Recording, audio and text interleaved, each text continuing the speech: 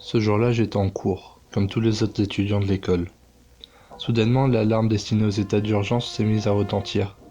Personne ne s'attendait à l'entendre.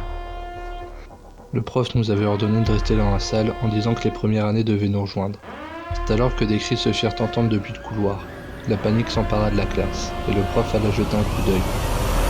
C'est alors que plusieurs zombies pénétrèrent dans la salle avant qu'il n'ait eu le temps de refermer la porte. Et les morts vivants se jetèrent sur lui et le dévorèrent. Les gens se mirent alors à crier et cherchèrent à sortir tandis que d'autres zombies déferlaient dans la classe, dévorant mes camarades les uns après les autres. Nous fûmes quelques-uns à pouvoir sortir par l'issue de secours avant de se faire avoir. Nous étions désormais bloqués dans la cour et on pouvait voir que le bâtiment grouillait de cadavres ambulants. À l'étage, un première année essayait désespérément d'ouvrir l'issue de secours qui lui aurait permis de fuir, mais cette dernière était verrouillée. Des zombies l'encerclèrent et le dévorèrent. L'un d'eux le mordit au cou et du sang gicla sur la fenêtre. Je regardais la scène, incapable de réaliser ce qui se passait.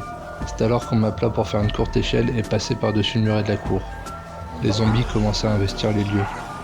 On accéléra la cadence, mais nous étions trop lents, et ils furent à notre niveau alors que certains n'étaient pas encore montés. Nous n'avions d'autre choix que de les abandonner. En faisant les comptes, je réalisais que nous n'étions plus que 4 alors qu'un nouvel obstacle se dressait devant nous. Il fallait sauter pour atteindre le rebord de la fenêtre de la maison abandonnée voisine à l'école. L'un de mes camarades passa en premier, mais ce sur quoi il s'était réceptionné céda et chuta, se brisant la nuque sur le cou.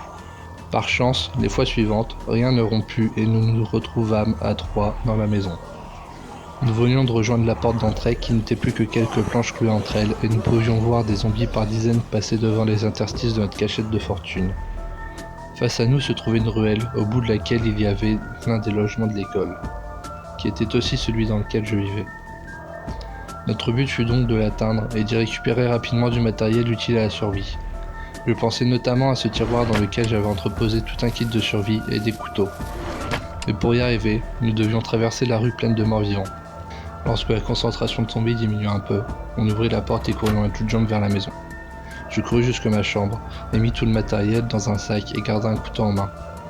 Soudain j'entendis un cri et retourna voir ce qui se passait. Je découvris tout un groupe de zombies dans la cuisine en train de dévorer l'un de mes camarades agonisants. D'autres arrivaient. Je voulus emprunter le second couloir afin de rejoindre la deuxième sortie. Mon colocataire venait de me rejoindre. Il n'avait pas d'arme en main. Au moment d'atteindre la seconde porte, des morts vivants nous bloquèrent la route. On fit donc demi-tour, mais des êtres monstres nous barraient la route également. Nous étions bloqués. Je ne voulais pas mourir. Nous étions dos à dos, prêts à nous défendre, quand une idée me traversa l'esprit. Mon instinct me dit de l'exécuter, et c'est ce que je suis. Profitant d'être dans le dos de mon colocataire, je le poignarda puis jeta dans la masse de morts qui se ruèrent sur lui. Une ouverture s'ouvrit alors à moi. Je quittai la maison sans même me retourner, et me dépêcha de monter sur le toit d'une voiture, tant avant que d'autres zombies ne viennent. De là, je pris mon élan et sauta sur le toit du garage devant lequel le véhicule était garé, et redescendis dans la cour de l'école qui lui était adjacent. Les morts y étaient rares. La plupart d'entre eux avaient déjà rejoint la horde qui se formait dans la rue.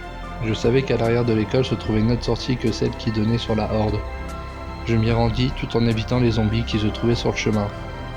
Une fois là-bas, je n'avais plus qu'à traverser un petit lotissement, puis un petit bosquet pour sortir de la ville. C'est ce que je suis. Suite à cela, je me souviens avoir marché sans même prendre le temps de faire une pause et rejoignis l'autoroute sur laquelle je suis toujours aujourd'hui, caché dans mon camion. Ce n'est que plus tard que j'ai réalisé ce qu'il venait de se passer. Tout venait de disparaître en un clin d'œil. Je n'arrivais pas à me faire à l'idée que tout soit parti si vite. Peut-être que le fait de m'être caché dans ce camion m'a isolé du reste du monde, me donnant l'impression que toute la civilisation s'était écroulée en quelques heures seulement. Enfin, c'est ainsi que je le ressentais. Et il est vrai que je n'avais aucune idée de ce qui devait se passer ensuite. J'ai ensuite réalisé que j'avais tué quelqu'un à peine 1 heure après l'alarme. Pourtant, je ne ressentais aucun regret, aucune satisfaction non plus. Cela faisait-il de moi un monstre ou simplement un survivant qui a réagi par instinct ? Je ne pouvais répondre à cette question. En revanche, je savais que c'était grâce à ça si j'étais toujours en vie. Je n'avais désormais plus qu'un but, survivre, coûte que coûte.